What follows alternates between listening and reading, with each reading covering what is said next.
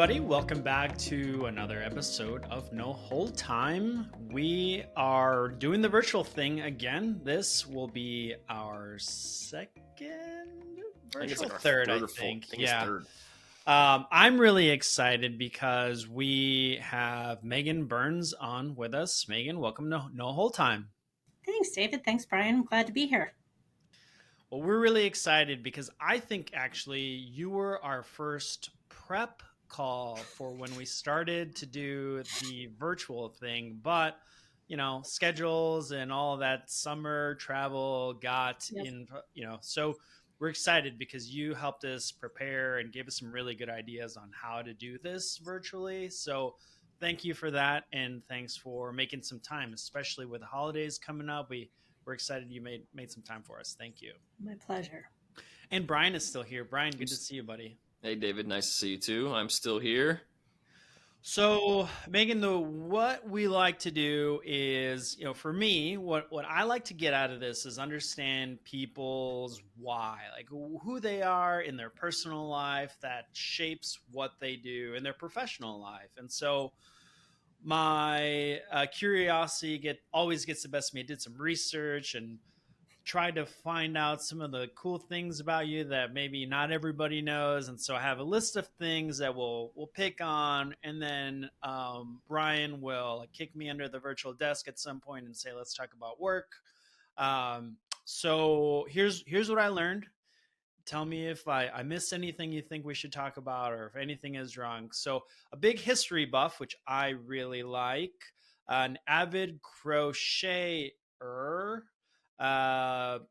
clearly a customer experience strategist, a CX consultant, keynote speaker, and then something that I really liked from our prep call is what you do now is get companies from talking about doing something to actually doing something, which I want to talk about here after we get through the personal stuff. But what I imagine you probably have to do is get through managing the politics and personalities within companies to get everyone on the right page. I think Brian, I know, will want to talk about.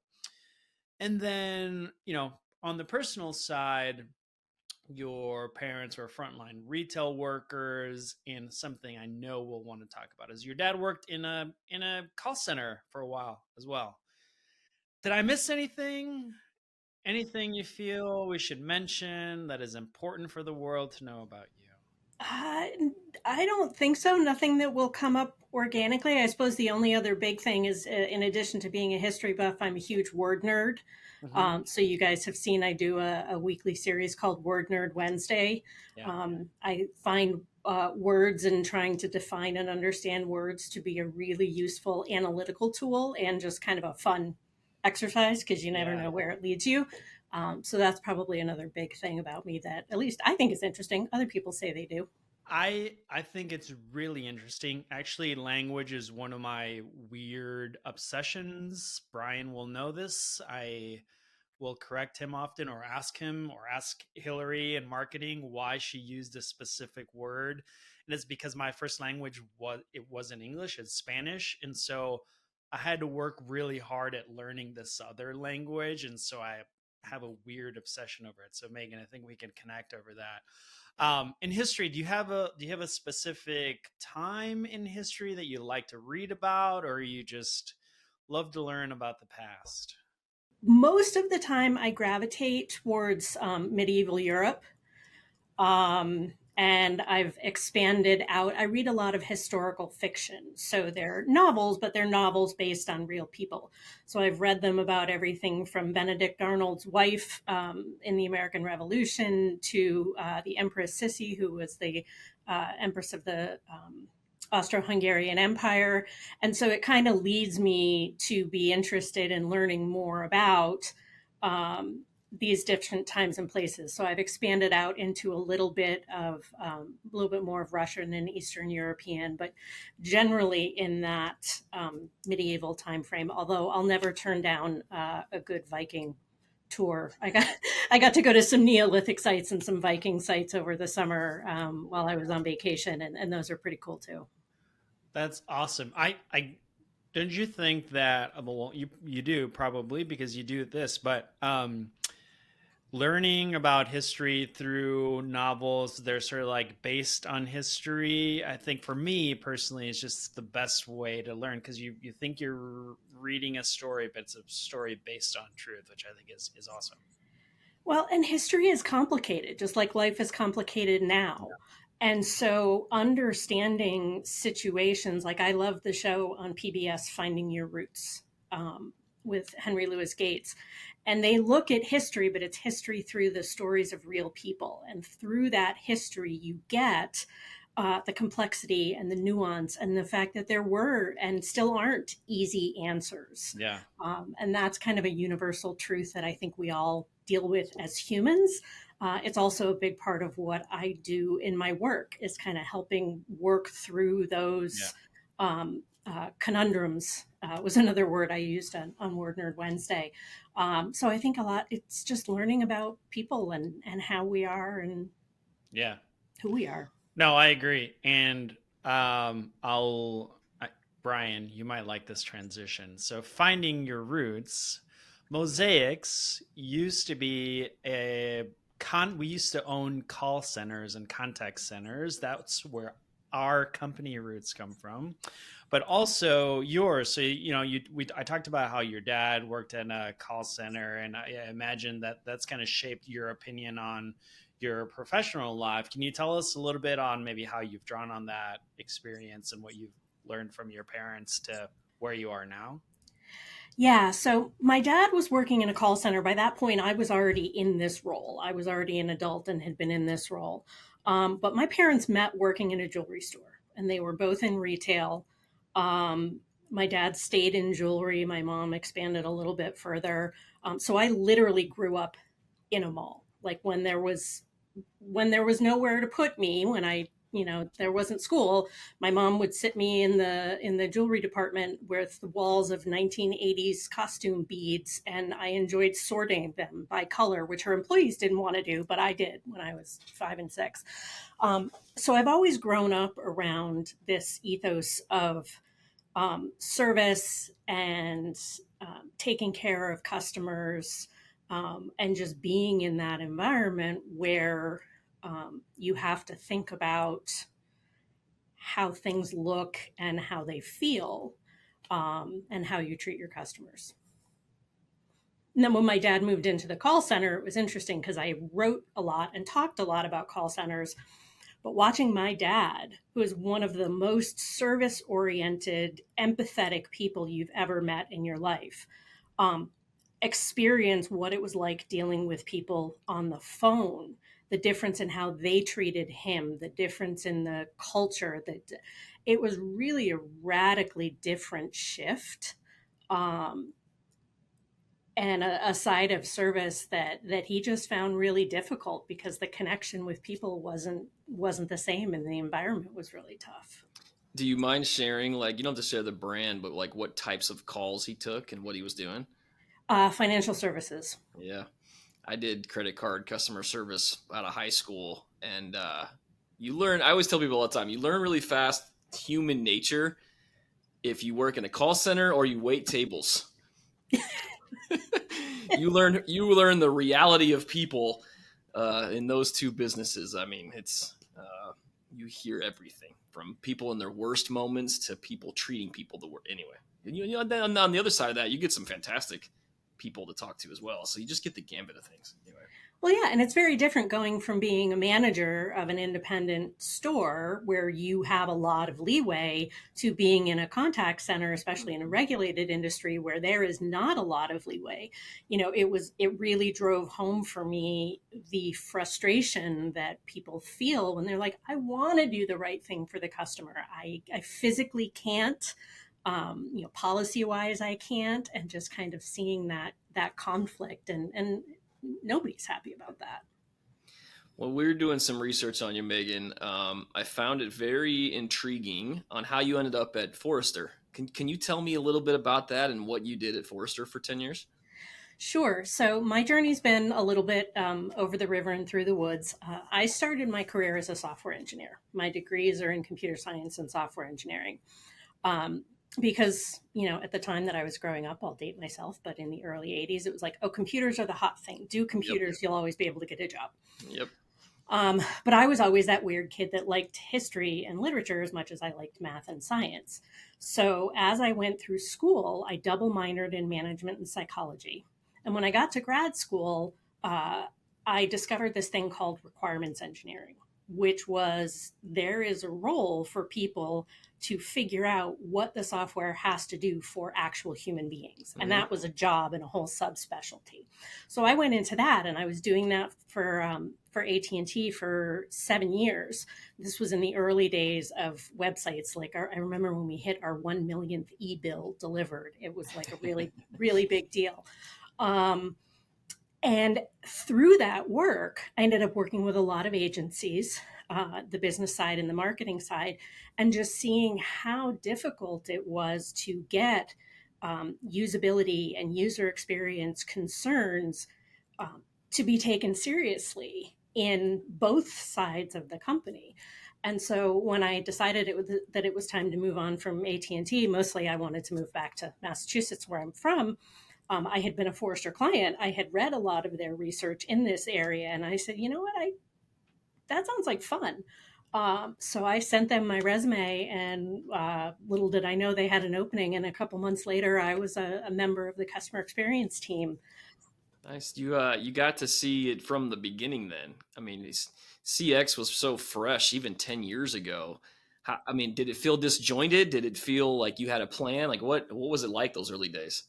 It felt like, oh my goodness, what have I done?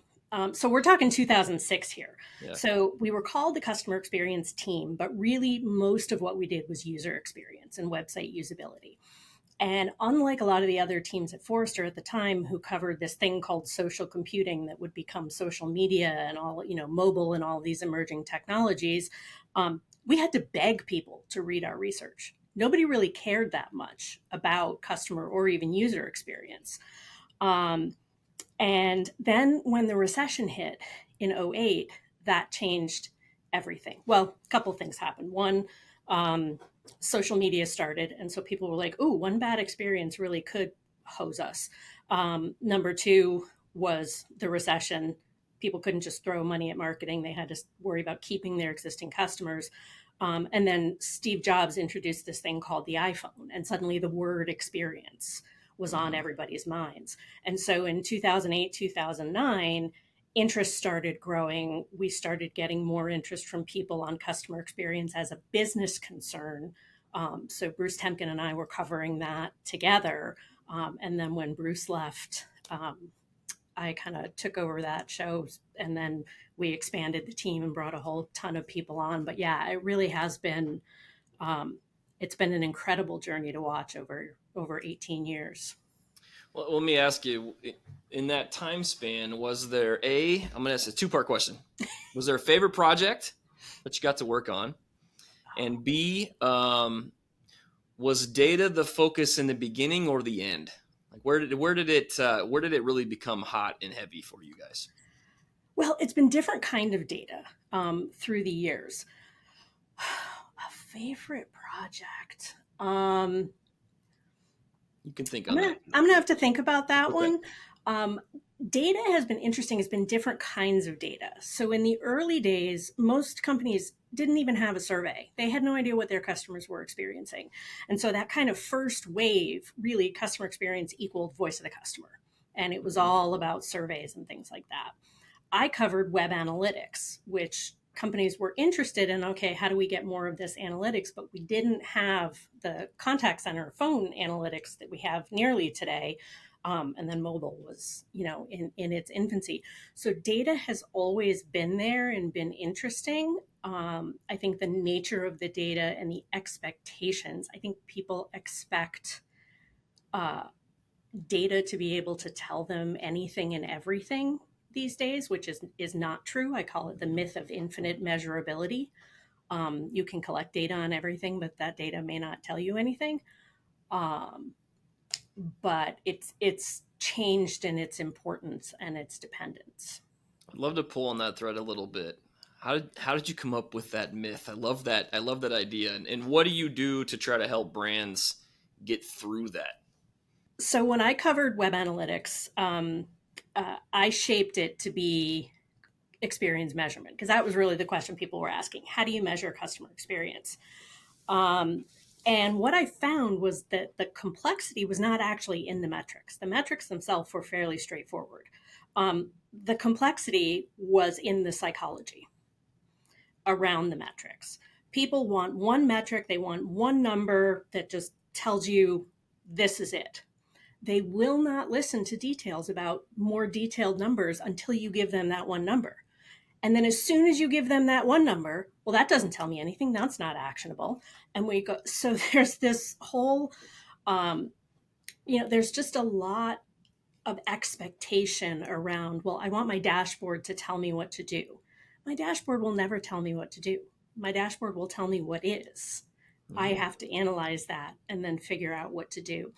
And so I started realizing that it came up when we were talking about the fact that you couldn't always assume that a certain set of behavior from a customer equaled a certain perception or thought. There are lots of different reasons and contexts why people do things. And so I came up with this concept of the myth of infinite measurability, saying there are certain things that can't be measured through analytics, and they can't be measured perfectly even through surveys either. There's just, life is not quantitative, it is qualitative. We have a solution here that we work with, and this is not a pitch, I promise, that it does end-to-end call recordings. And a lot of the value that's found from that is exactly what you just said, which is, yeah, I can see how many calls got self-served and how many calls went to agents and all the kind of check the box data pieces. But the true value is if someone sits there and listens to those calls and finds things that the IVR misunderstood, the agent said, or the human being said to her daughter behind the scenes about something, like, you're just not going to get that from a report, right? You're going to have to literally sit and dig through these things, or have a system using AI dig through these things, or whatever, to try to find those real, someone said it best, it's like walking into a dark room with a flashlight. Like, you just start to see things with that you can't see on your own, because you literally have, this visibility only, some of that stuff. That's a great piece. I want to fast forward a little bit to today, Megan. Today you are a transformation specialist. How would you classify what you do and how you help brands? Well, the short answer, and you said this earlier, is I help people get stuff done. Whether it's customer centricity, customer experience. Over the last couple of years, the problems clients have been coming to me to solve have been broader than just the traditional customer experience, retention, customer centricity, customer engagement, things like that. But 9 times out of 10, people are kind of stuck. They know that this is something that they should do, that it's important, but they have a hard time taking it from concept to an actual concrete plan in a way that doesn't feel kind of motherhood and apple pie, slogans on the wall. Mm-hmm. And so that's really what I'll do is I'll work with leadership teams. And sometimes it comes in the form of developing a roadmap. Sometimes it comes just in coming up with a narrative or a story to say, what is this thing you're trying to do? And why are you trying to do it? And what does the end vision look like? And then helping sell that to the organization, but then also helping the organization begin to take the first steps. Because in addition to words and history, I'm a huge behavioral science person. And so I've studied a lot about how change happens. And the reality is there's a couple of realities. One, change happens one person at a time. And number 2, change is actually not hard at all. We change every single day. But the way we try to get others to change does not line up with the way humans actually change their beliefs and their behavior. So my approach and my philosophy is a lot more about, there's 2 expressions that I use. One is engineering epiphanies. I don't tell anybody anything. but I will create the opportunity for you to have your own aha moment. And that will change more than me as an expert telling you ever. Um, and then the second thing is facilitating first steps, right? If I try to dump a whole huge new process or concept on you, you're, it's going to be overwhelming. But looking at, how do we ask this question every time we have this situation? How do we, tweak this governance meeting so that it also thinks about this? It's very much about small changes that cascade. And sometimes the way I describe it is I'm kind of like a personal trainer. I can't do it for you, but I've studied all the methodologies. I know which ones are garbage. I know which ones work and why they work and when they work where. So I kind of work with clients to help put together a realistic plan, and then I can support them in executing it as much or as little as they want over time. David, I might steal engineering epiphanies. I'm not going to put it on the websites. We'll give it to Megan, but I might steal that. That's fantastic. I'm glad you brought that up, because engineering epiphanies kind of sounds like what I try to do to get my wife to agree to go to dinner to a specific place, right? I try to make it so that she thinks it's her idea, but I planted seeds to make her come up with that. Is that, am I off here? You're not off. And sometimes it's planting seeds. Sometimes it's exposing people to information that they didn't know. There's a really important part of persuasion that is disconfirmation. Yeah, before you can get somebody to believe something new, you have to get them to believe that what they thought was true isn't actually true. And that can be really threatening and scary, because we all think we know the world and we find out it's not like we thought it was, especially senior executives who are finding out that there's something about their customers that they didn't understand or their business that they didn't really know. You have to be really gentle and thoughtful about how you do that. I mean, you have to, but if you want them to actually do anything, really thoughtful about how you lead them to that clarity so that they feel empowered instead of, like they've been told they're an idiot, because they're not. Yeah, no, I like that. And so we have, we have a couple of different sales teams on our side, and what that sort of reminded me of is there's different kinds of people who try to like sell or consult in specific ways. And some people do I called your IVR, it's terrible, you should listen to mine. Like the calling the baby ugly versus, hey, I've learned some information and propose a different way of thinking it, right?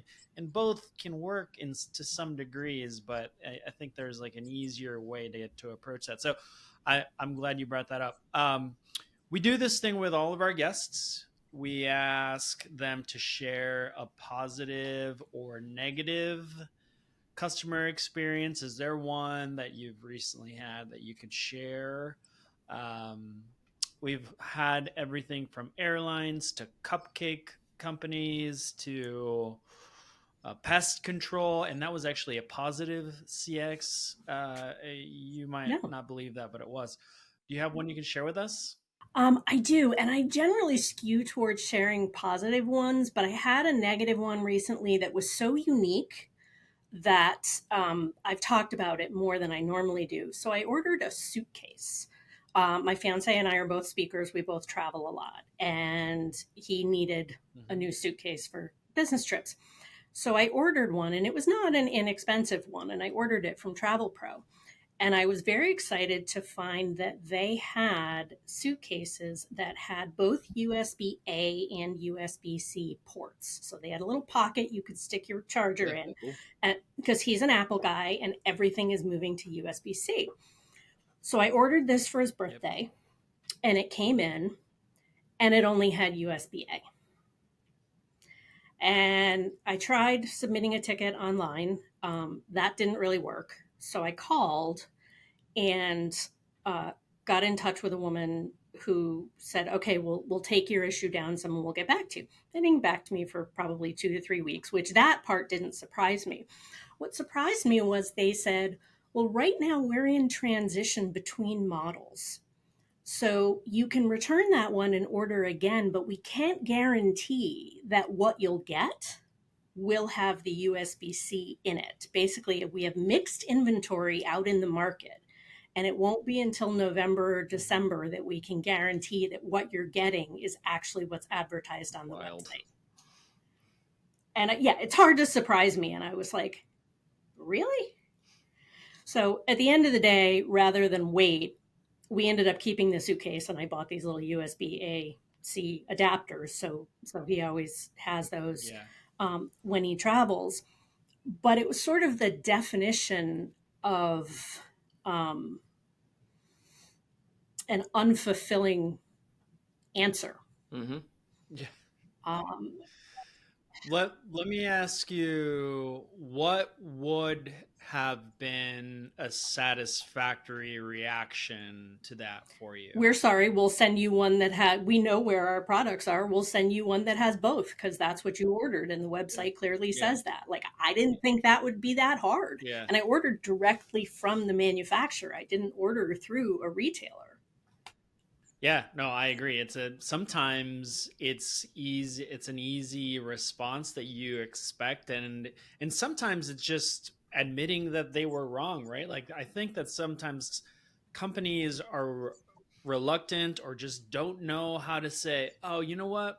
We messed up. Our fault. We'll fix this. And I think, outside of happy path, perfect experience, I think, in my opinion, the experiences that I enjoy most is whenever someone says, we did this incorrectly, let me fix it for you. Because that makes me feel like they actually care. And no one's perfect, right? Megan, as a side note, do we need to produce this podcast later so we don't ruin his birthday present? No. I gave him his birthday present early. Actually, our birthdays are a day apart, but he had a business trip coming up and the other one was going to fall apart. So I gave it to him early. I will say they offered me 15% off. They said, you can keep the current suitcase and we'll credit you 15%, or you can return it and wait until November or December. This was, I think, back in August or July, and reorder, and then you'll most likely get the one you actually ordered. Yeah, see, those types of things kind of make me angry sometimes, because I'm going, all right, what's my time worth per dollar here? And is 15% going to be worth the 4 weeks I just spent trying to get this one port changed out? Anyway, that's where my head goes sometimes. And suitcases are like top of mind too. Brian and I travel a lot, and we've had significant too many arguments conversations about suitcases, luggage. He actually recommended one that I bought and I hate, that I gave to my wife. So I am in the market for an upgraded suitcase. And that's just like, that says a lot about kind of customers overall, right? Like, Brian and I both travel probably the same places to the similar kind of things. We wear the same amount of things, but he loves his suitcase and I used it twice and handed it off. And we love the product. We love the physical suitcase itself, other than the port, is amazing. Yeah. And all the features that made me want to buy it, save for the charging port features, it's a beautiful product. Let me ask you then, so the experience was tough. Would you buy again from them? I would think twice. The good news is with suitcases, because we travel so much, we tend to buy quality and keep it for a long time. And I already have my beloved suitcase that is not from this brand. It's from a different brand. So I would consider it, but I would certainly consider it with caution. Megan, we're getting towards the end of the time. I wanted to talk a little bit about a couple things that are new in the space that I thought were awesome. You have it's called Word Nerd Wednesday. Did I do that right? Yep. Word Nerd Wednesday. It's awesome. Like, you can go down some serious rabbit holes on your website, and we'll rabbit hole was actually a Word Nerd Wednesday. Not to interrupt you, but the phrase awesome. Rabbit hole was actually a Word Nerd Wednesday. Very awesome. So we'll have to go pick on that. And at the end of this, we'll have you make sure we push your website. There was a recent one called Agentic AI, and it's something that I have run into personally. David and I have run into at the shows lately that we go to. do you want to just talk about it? And they're tired of hearing from us. So I'd love to have you kind of define what you went down and researched, and how it's not a real word, right? Um, it's not in the Merriam-Webster dictionary. That doesn't mean it's not a real word. Okay, fair. Ironically, a word has to be in popular use before it makes it into the dictionary. So it's not, I think, wrong grammatically, but it's not one that's been in popular use. And interestingly, when I published this one, Kate O'Neill, who's a tech humanist, she was like, "I've been tracking the emergence of this word." I will tell you, part of the reason I think I am no longer a computer scientist or a techie is that I am a super curmudgeon. I am a late adopter. Like, you have got to show me why this is anything better than what I already have. And so I've stayed away from and resisted AI almost because of the hype. I was like, oh, if it's that hyped up, it can't be all that. But I've been trying to say, okay, no, let's look at what this is and see what's going on. And I watched the Salesforce Dreamforce 2024 keynotes, and they started talking about Agent Force. And I pictured this little army of virtual agent bots, running around. And that's kind of what it is. But then I was introduced to the concept of agentic AI. So their generative AI generates content. It can create summaries. And that is kind of what everybody's been going crazy over. But this next step is then being able to actually take that content and reason about it and make a decision and do something. And that's what the agentic refers to. It has agency. It has the ability to act independently without intervention from any other human.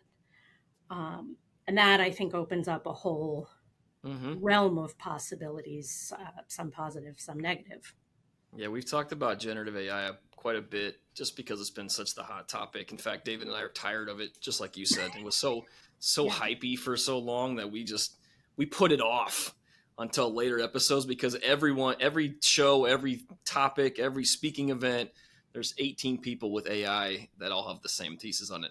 I just thought agentic was interesting because when ChatGPT kind of commercialized this, or I heard someone say democratized this, it was always to your original definition. It was like, ask it something, produce content.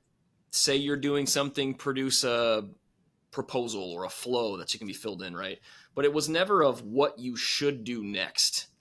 It's what in what activity should happen next. And that is where agentic, in my perspective, to where you just said is going, is how do you take this idea that content's been generated, or something's playing in your ear, or your home assistant tells you something. It's not just definitions of things. It's now taking it and moving it on. And it'll be interesting to see, when it becomes a dictionary term.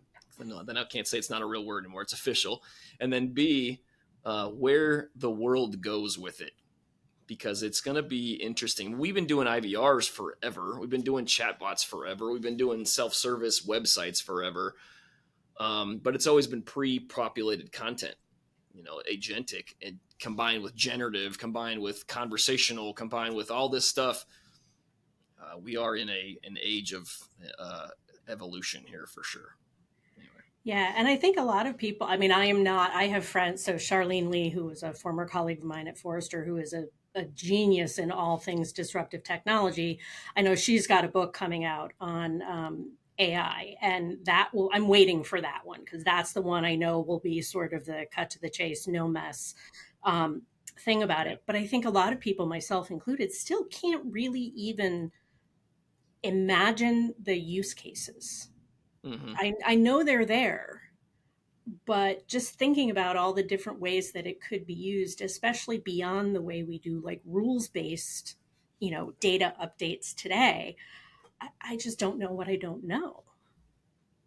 Brian, sounds like we know who we need to interview next. He's just set us up there. Yeah, I'm happy to introduce you. Yeah, she's great. David, should we probably wrap? I think we have taken off enough of Megan's time. We really appreciate you being on with us, and it was very informative. One of the more informative ones. Thank you Ooh. so much. Yeah, thanks for being on, Brian. You're our closer, so I'll let you close. Megan, I know you've got LinkedIn Lives coming up. I know you have podcasts. Thank you for joining ours. I know you've got papers and blogs and Word Nerd Wednesdays. Fantastic. Where can everyone find where you produce all this stuff? So the best place to find me and most of my content is actually on LinkedIn. It's the only social media I do, but it's kind of the hub. Um, and my website is my name, megan-burns.com, megan-burns.com. You can go to both of those places and you'll find things, but I tend to put things on LinkedIn first and then backfill them onto the site. But either way. Great. We'll make sure we post it with this website and we'll let you know when things are moving. Megan, it was a pleasure to have you. Thank you very, very much. For everyone else, if you're looking for our podcasts, mosaics.com/podcast, you can find David and I and all the other great interviews we've done lately. Megan, thank you so much. We will see you all very soon. Take care.